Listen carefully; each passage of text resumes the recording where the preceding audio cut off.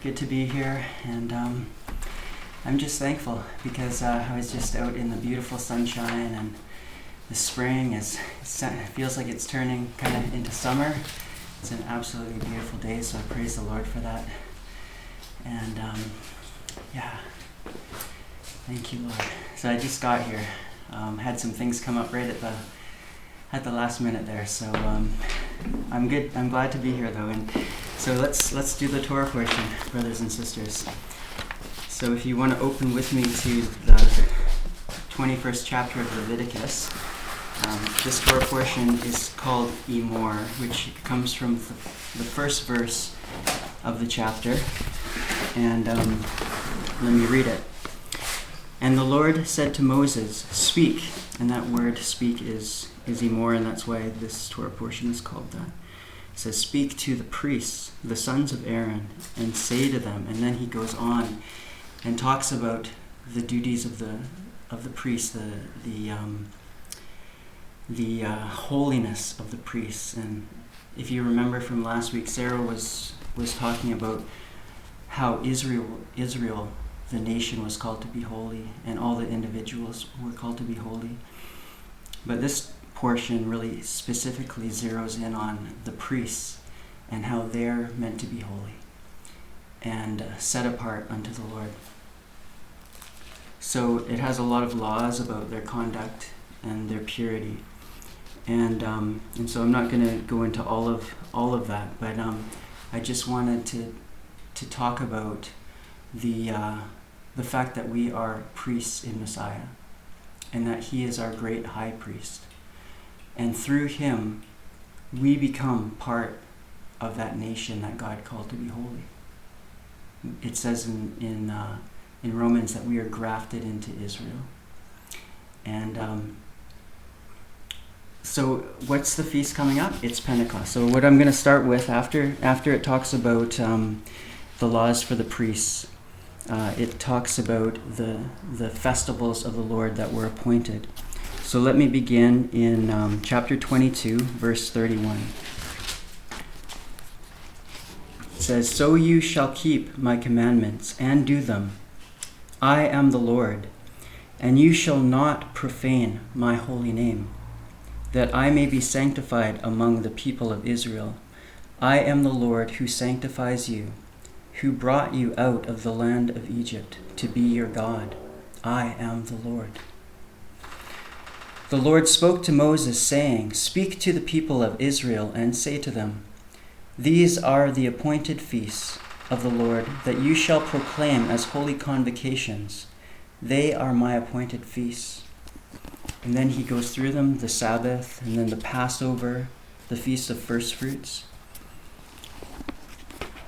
And then it talks about what's called here the Feast of Weeks. And it says, this is verse 15, "You shall count 7 full weeks from the day after the Sabbath.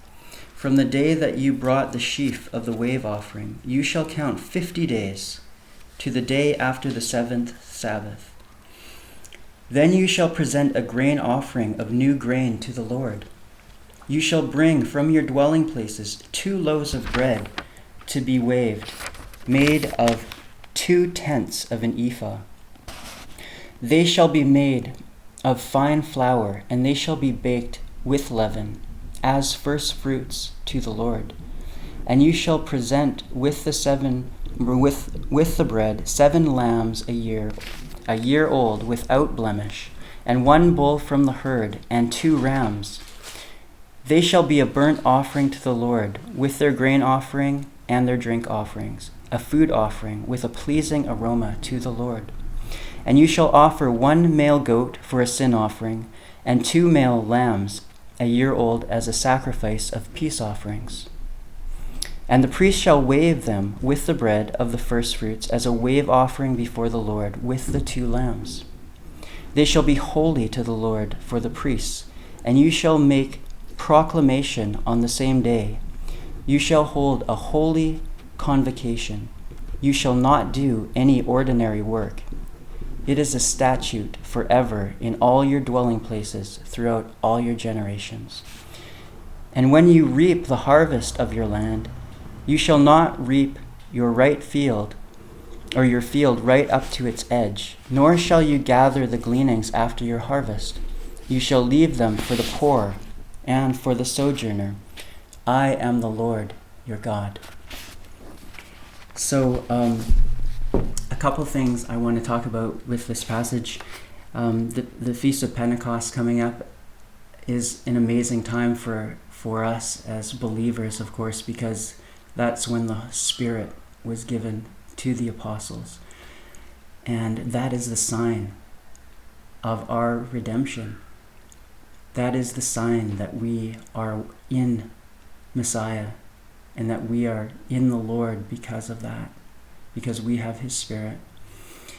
And so the Feast of Pentecost was something that Israel had celebrated for hundreds and hundreds of years before Christ came. But it points to the Messiah. And it says of the feasts that these are the appointed times of the Lord. They're not just Israel's appointed times, but because we are believers and we're grafted in, we get to steward what God has given us. And being free in Messiah, we can choose, as we've said, to celebrate the feast or not. But we're so thankful as a congregation that we get to celebrate them, because in them is such richness. And drawing near to the Lord and honoring Israel is such an important part of who we are.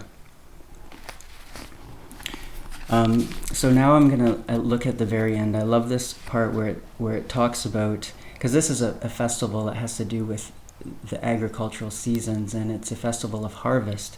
And it says, when you reap the harvest of your land, you shall not reap your field right up to its edge. You should leave that for the poor and for the sojourner. And as you know, that's where Naomi and Ruth, when Naomi sent her out to collect the gleanings, that's what she was doing. Was she would go to that field which belonged to Boaz, and she would reap along the edge where the workers would leave it for the poor. And that just shows God's heart for the least of these. And that should be our heart as well, to be generous and to be thinking about those who are needy, especially at this time when there is much need that's happening around the world. So may the Lord bless us as a congregation and increase our ability to give and give us a generous spirit, because that's who the Lord is. He is generous to the poor. He takes care of the fatherless and the widow. The next part of the Torah portion is in Ezekiel. I'm not going to read all of this. This is actually talking about the rules for the Levitical priests too. And exactly what this all means is kind of a mystery to Bible interpreters. Some think this is going to happen in the future, and some think this is just a reflection of what happened in the past. But there's something interesting about it, that it seems that this will be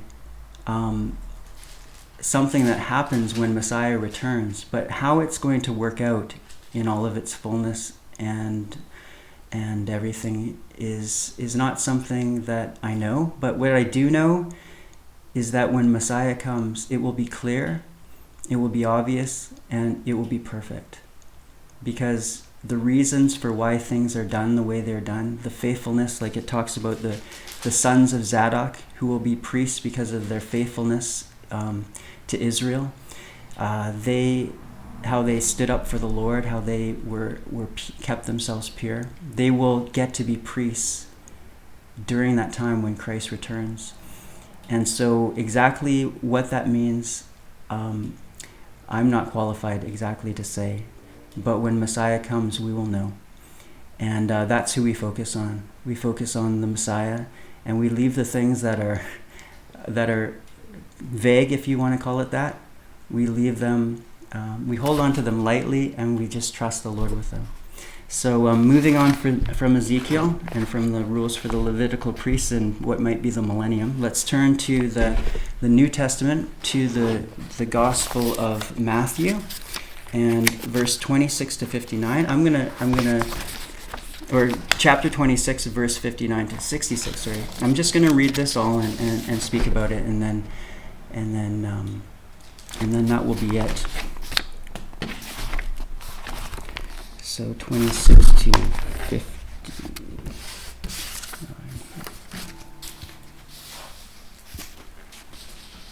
Now the chief priests and the whole council were seeking false testimony against Jesus, that they might put him to death. But they found none, though many false witnesses came forward. At last, 2 came forward and said, "This man said, I am able to destroy the temple of God and to rebuild it in 3 days." And the high priest stood up and said, "Have you no answer to make? What is it that these men testify against you?" But Jesus remained silent. And the high priest said to him, "I adjure you by the living God, tell us if you are the Christ, the Son of God." Jesus said to him, "You have said so. But I tell you, from now on you will see the Son of Man seated at the right hand of power and coming on the clouds of heaven." Then the high priest tore his robes and said, "He has uttered blasphemy. What further witnesses do we need? You have heard his blasphemy. What is your judgment?" They answered, "He deserves death." Then they spit on his face and struck him, and some slapped him, saying, "Prophesy to us, Christ, who is it that struck you?" I guess I went a couple verses farther there,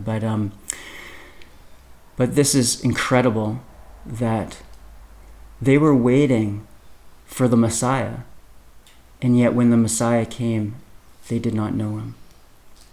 And this is how the high priests and the other priests are treating him, the ones we read about in the Torah portion, and how they were meant to be holy, and how this holiness was a reflection on the holiness of God.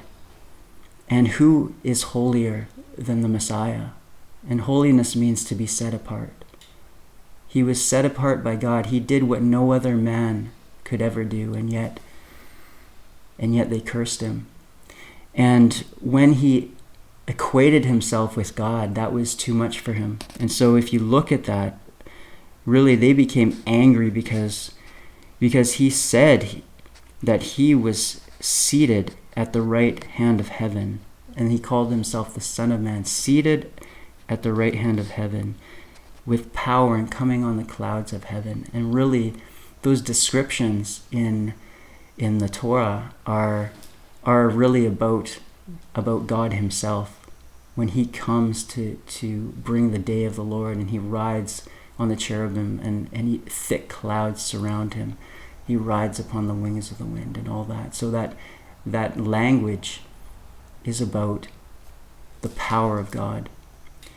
And so this passage just shows how the high priests and the Levites had, at least these ones, had turned so far from the Lord, because they saw what Jesus had done, the good works that he was doing, and yet they attributed it to darkness.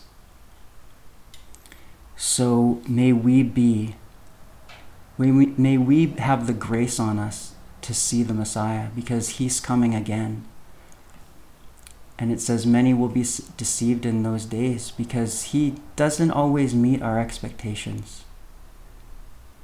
And so we need to interpret the word properly, and we need to be humble and like little children, and to seek first his kingdom and his righteousness and his love, most of all his love. And we're going to be okay if we do those things. So may you be blessed in the name of the Lord. And I'll turn it over to JP for worship. And again, it is a blessing to be here with you today. Amen.